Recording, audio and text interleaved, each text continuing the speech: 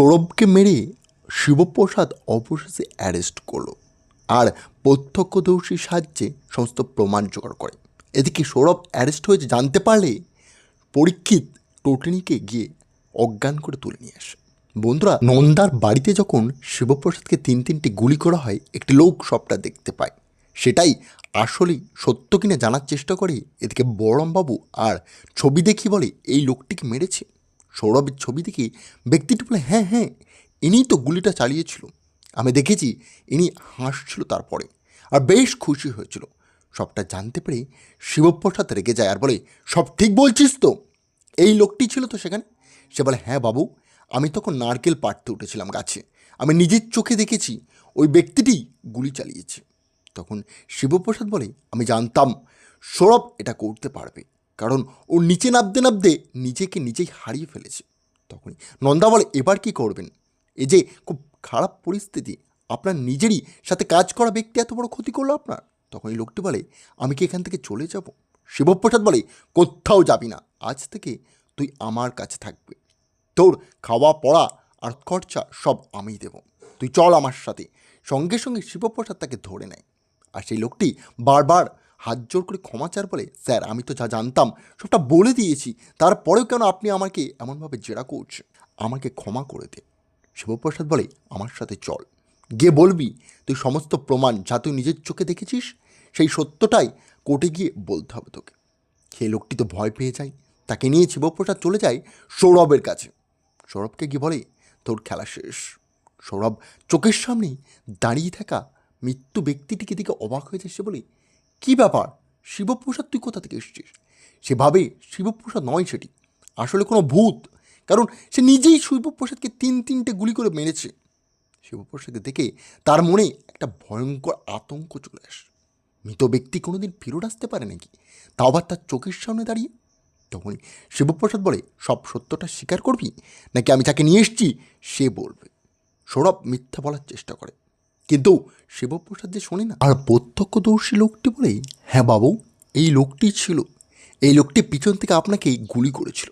ওখানে একটি মহিলা দাঁড়িয়েছিল, যার গুলিটি একটি দরজায় গিয়ে লাগে। আমি সবটা নিজের চোখে দেখেছি, আর আমার তো ভয় থেকে নিজের বুক কেঁপে উঠেছিল। এমনভাবে মানুষকে কেউ মারে, তাও একটা অমন গ্রামের ভিতরে? তারপরেই সৌরভ তো রেগে গিয়ে হাত তুলতে যায়। শিবপ্রসাদ একের পর এক পাঞ্চ মারতে থাকে সৌরভের মুখে আর বলে, তোর স্পর্ধা কী করে? তুই কী করে ভাবলি আমি তোকে ছেড়ে দেবো? কোনো রাস্তা নেই এবার সৌরভ, সবটা স্বীকার কর। সৌরভ বলে, আমি কোনোভাবেই কিচ্ছু করিনি। আর সে পালাতে গেলেই সঙ্গে সঙ্গে শিবপ্রসাদ তাকে জাপটে ধরে মাটিতে পুঁতে রাখে আর বলে, একদম চালাকি নয়। সৌরভকে ধরে ফেলে তার ঘরের ভিতরে।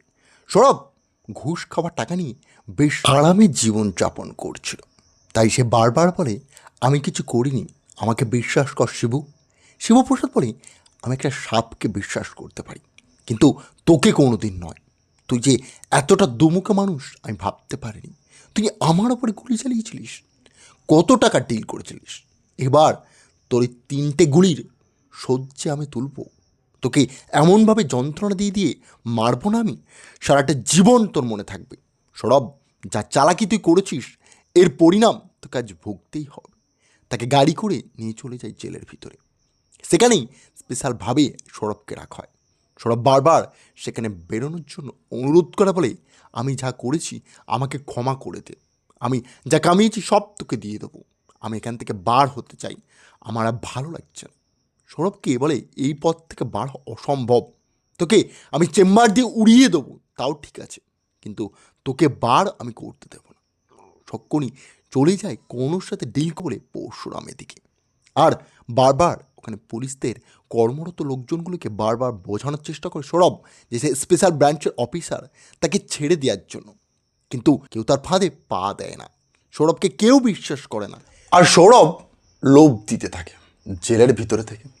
সেই লোভের ঝালসায় পড়ে যায় একটি কনস্টেবল, এবং সেই কনস্টেবলটি তখন বলে, আমি তোমাকে হেল্প করতে পারি, কিন্তু এর বাইরে কোনো কিছু যেন না যায়। তখনই সৌরভ বলে, একটা ফোন আমাকে দাও, আমি জাস্ট একটা কল করবো, আর কিচ্ছু করবো না। সৌরভের কথা মতো রাজিও হয়ে যায় সে ব্যক্তিটি। সঙ্গে সঙ্গে তার নিজের হাতের ফোনটা বার করেই দিয়ে দেয় তার হাতে আর বলে, নাও শীঘ্র কাজটা শেষ করে নাও। সৌরভ ফোন পেয়ে সবার প্রথম কল করে কর্ণ চ্যাটার্জিকে আর বলে, আমাকে বাঁচান, আমাকে শিবপ্রসাদ গাঙ্গুলি তুলে নিয়ে এসছে। কর্ণর পাশে পরীক্ষিত ও কবির থাকে। পরীক্ষিত বলে, কি বলছো, পাগল হয়ে গেল নাকি?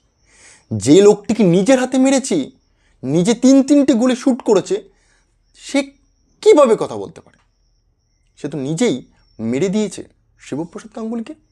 শিবপ্রসাদকে জলে ফেলে দেওয়া হয়েছে। যেই গঙ্গা থেকে কেউ বাঁচতেই পারে না, নদী থেকে কি করে বেঁচে আসবে?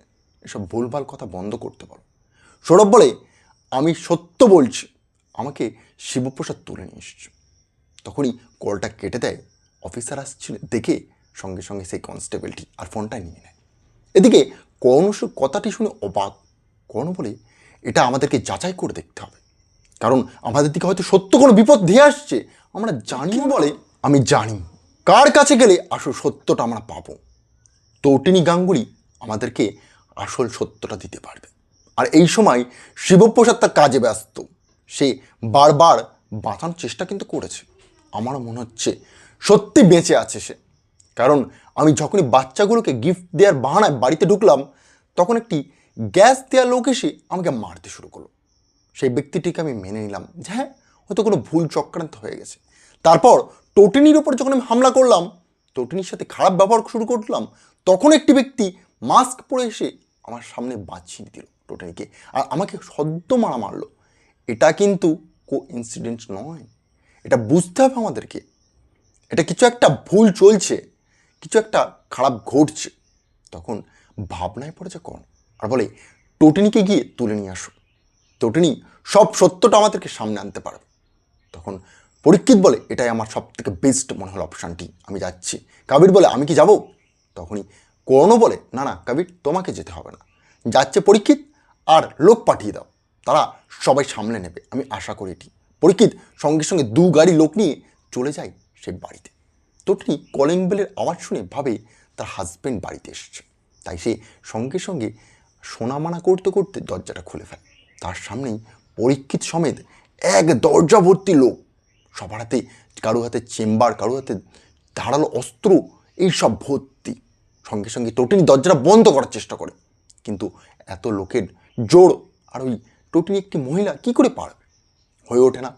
আর তখনই তার ঘরের ভিতর ঢুকে পড়ে এবং তটিনীকে টর্চার করতে থেকে স্বীকার করানোর জন্য যে শিবপ্রসাদ বেঁচে আছে কি না।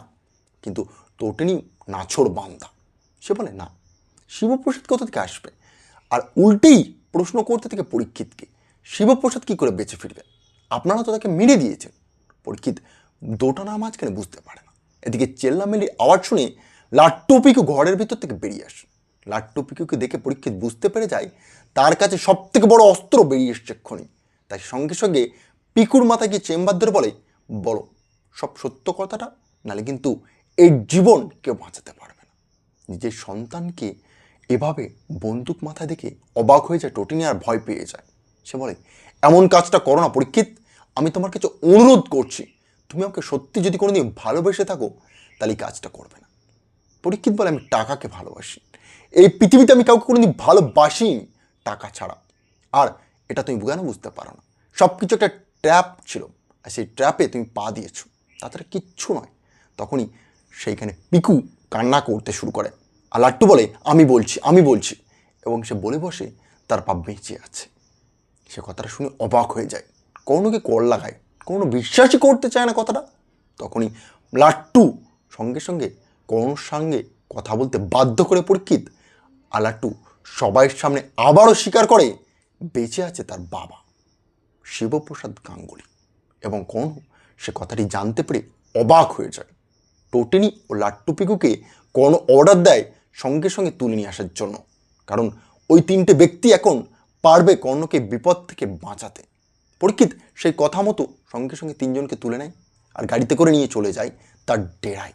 তাহলে কি বন্ধুরা পারবে শিবপ্রসাদ এই জাল ভেদ করে নিজের পরিবারকে বাঁচাতে? আপনারা জানলে অবশ্যই একটি লাইক করে চ্যানেলটি সাবস্ক্রাইব করে দেবেন এবং কমেন্টে বিস্তারিত সবটা জানাবেন।